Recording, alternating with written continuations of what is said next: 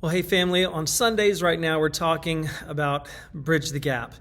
And Jennifer started the series, I'm continuing it, and it's all about how Jesus bridges the gap between God and man. He is our mediator, he reconciles us because we were on the outs with God, and we needed someone to reconcile, to bring us back together, to be that go-between, to intercede.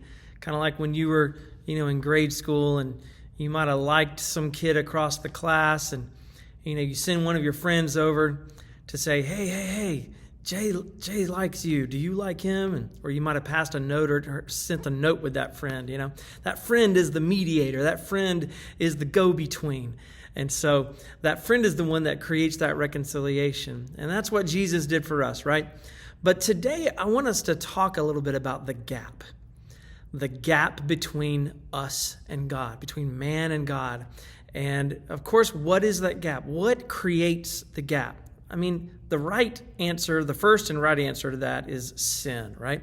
Sin separates us from God. And if we go back to the garden, to the first sin, maybe not the first sin, I guess Lucifer was the first sin, but the first human sin, there was what Adam and Eve did. They disobeyed God. They ate from the wrong tree. They went against God's command, right? So that was their sin. And of course, as God said, when you eat of the fruit, when you sin, you die. So something died inside of them that day. So that right there created a gap between them and God. However, I find it interesting that God still came down into the garden looking for fellowship. He was looking for them. He called out. He said, Adam, where are you? And so in that moment, God's not the one who's maintaining the gap. Who was maintaining the gap? Well, it wasn't just their sin, but it was Adam and Eve's reaction to their own sin that further created that gap between them and God. Because when God came looking, they went hiding. So the kind of gaps that even we as Christians still experience between us and God have a lot more to do with our response to our sin or what's going on in our lives, or maybe some things that hurt us or create pain or discomfort in our lives, or some trials we go through. Whatever it is, whether it's sin, whether it's our own just, spinning ourselves up into anxiety or doubt or fears, or it could be something that has been done to us.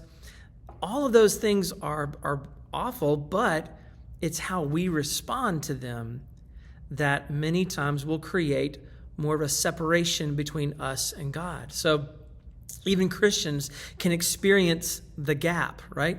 So tonight, I want you to talk a little bit about what in your life creates or leads to a gap between you and God.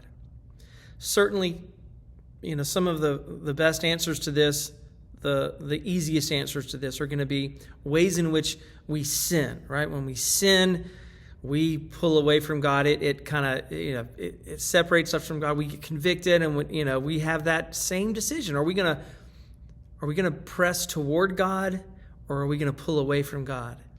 And whether or not you move toward God or pull away from God in those times has a lot to do with your image of God, the way you see God. Is God the kind of harsh taskmaster, like he holds a grudge, he gets mad at you? And we tend to project a lot of human emotions and reactions onto God, right? We think, well, I would be mad if someone betrayed me like that, and I would hold a grudge, and boy, I would feel some kind of way, right? But God's not a man, right? God's not human. So that means that God does not treat us the way we would treat each other, right? So you only have to go to the story of the prodigal son to understand how the prodigal son, he did as much as he possibly could to betray the Father's love, to spit on the Father's love. He was rebellious and selfish, and he just didn't care anything at all. It was all about me, me, me.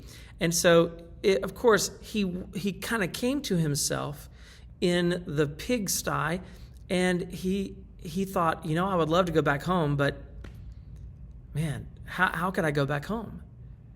In that moment, you have to decide, what kind of father do I have? Is he the kind of father who is going to ignore me or kick me out or lock the door and forsake me? Or is he going to be the kind of father like the prodigal father, who is always, every single day, out at the end of the driveway, right at the street, looking as intently as he can to see if it's possible, with all hope, he's looking in hope for you to come back to him, for you to just take a step back toward him and start moving toward him. And of course, what did he do? The prodigal father, it was as if all was forgiven in a moment. There was no calling you on the carpet about what you did, or shaming you, or condemning you, or anything like that. The prodigal father, just all he cared about was that we are in now relationship again. We're close. We're near each other again. That's all that matters.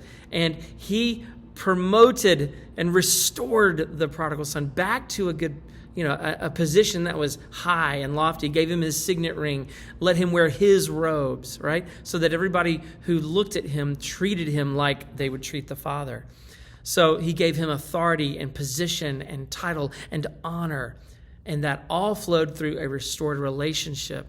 And that was only triggered because the prodigal son decided to come home. But what kind of father do you think you serve? That's the big question. Is the God you serve vindictive, angry, punitive? Or is he full of love and compassion and mercies that are new every single morning? Well, you can say you believe that he has mercy every morning, but when you sin, do you act like he does? Do you return back and return to him immediately because you are so convinced that he's full of mercy? You tell me, how do you act when you sin? How do you act when you're hurting? What do you do? Do you lay out of church when you're hurting, when life has been disappointing to you, or other people have disappointed you, or if someone has offended you? Oh boy. How do you act in those times? Do you pull away from the people of God? Do you pull away from the Lord? Do you just go pout and sulk? What do you do? How do you act in those moments? Those moments of how we respond to trials or sin or disappointments or failures or hurts or offense, those moments will reveal to us what we believe about God. And when we understand that it is really mainly our actions, our behavior, what we allow into our heart that keeps us clogged up and blocked up between, so that we can't connect to the Lord any longer, we understand that the gap has a whole lot more to do with us than God, right? So here's the question tonight. What creates your gaps? How do you create your own gaps? How do you make those gaps that start off this big and then our reaction turns them into that big? And then, the next question is, how do you fix that? How do you bridge that gap? How do you and the Lord bridge that together?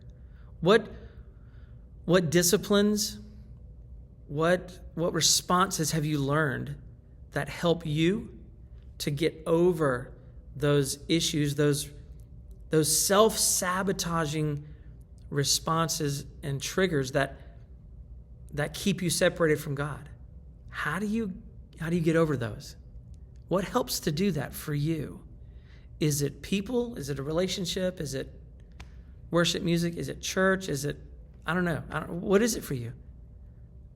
Because whatever it is for you might help somebody else tonight. Okay? So let's be honest about what creates our gaps so that then we can be genuine about how we bridge those gaps. and we can help somebody else maybe build the same kind of bridges. All right? Bless you guys.